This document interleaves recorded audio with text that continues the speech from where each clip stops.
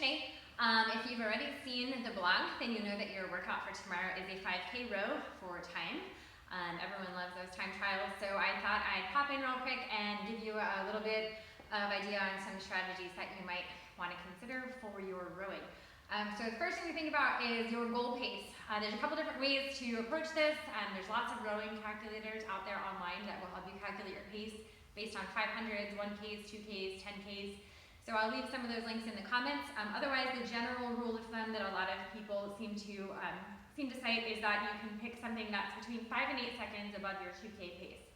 So if you row a 2K in 8 minutes, that means your split per 500 meters is 2 minutes. So you might set a goal of somewhere between 2:05 to 2:08 for your 5K pace.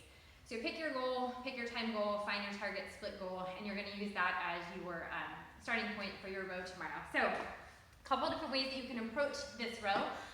First one is even splits. So that would mean if your target pace is 2:06, you start out the rower, you hit that 2:06 pace, and you just cruise on the entire time, maintaining a 2:06 the whole way through from 0 to 500, 0 to 5,000.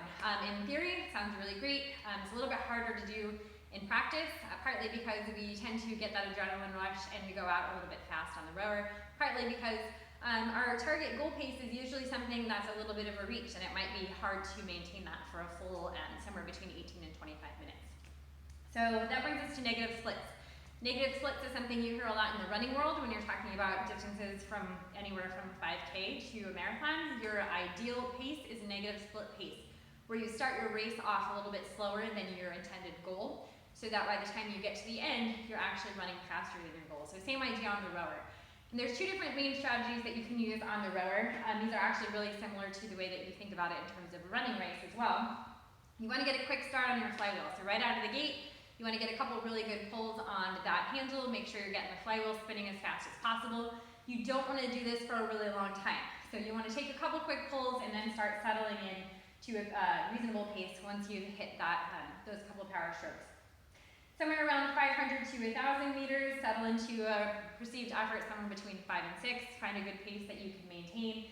Start to settle in on the rower a little bit. And then from your 1,000 to 3,500 meters, try to hold a pace that's at or just above your goal. So this is going to set you up for something that you can maintain through the middle of the race. That's where a lot of the hard part is both not going too hard at the beginning, but then also not speeding up too soon.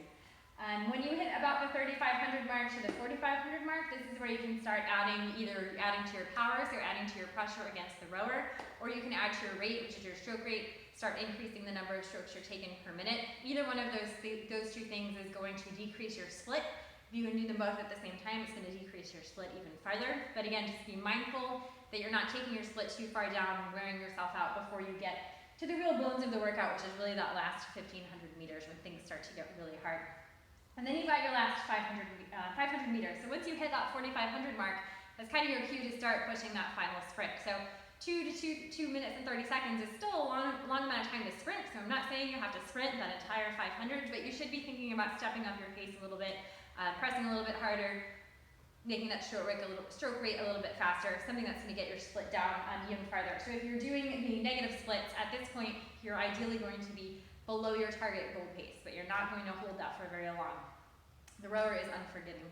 And then your second possible strategy, and probably the one that I'm going to give a try tomorrow, is starting at your goal pace plus 4 seconds. So if my goal for my 5K is that I want to finish with an average of 2:06 split, I'm going to start off at a 2:10, and I'm going to settle into a 2:10. And then every 500 meters, I'm going to try to decrease my split by 1 second. So I'm going to start the first 500 at around a 2:10, then I'll drop down to a 2:09 for 500 to 1,000, 2:08, 1,000, 1,500, and so on and so on. The other bonus of this is that it gives your brain something to focus on other than how bad your legs hurt and how much your lungs want to blow up, especially after today's workout. Third possible strategy, fly and dive. I don't really recommend this to anybody, but I know that there's inevitably going to be some people who do. Main problems with this, your body's going to go into oxygen debt. You're going to get all that lactic acid buildup. It's going to hurt really, really bad. So it's going to feel really great. I know we all get into this trap where you hop on the rower or you go start running and all of a sudden you're flying and it feels really amazing for like the first minute. And then all of a sudden your brain and your body catch up to each other and realize, hey, maybe that wasn't such a good idea. You really can't sustain a 1 minute and 30 second split on the rower for a whole 5 probably not even like a whole 5 strokes.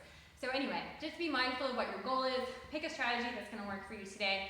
If you're looking for benchmark times to get an idea of where your pace should be, we did a 2K time trial on September 4th of this year, and we did a 5K last in the gym on January 9th of 2019. So if you keep records of those things, you can go back and take a look at what you did, set a goal based on your recent 2K time, or set a goal to see if you can improve on your 1K time from, man, I guess that's about 2 years ago now. But find a good goal, find a benchmark. If you need help picking a benchmark, you can feel free to reach out to me. I love talking about all things rowing and data related. I'm always happy to help. So a couple ideas for you. Good luck on your 5K time trial. Can't wait to hear how it goes.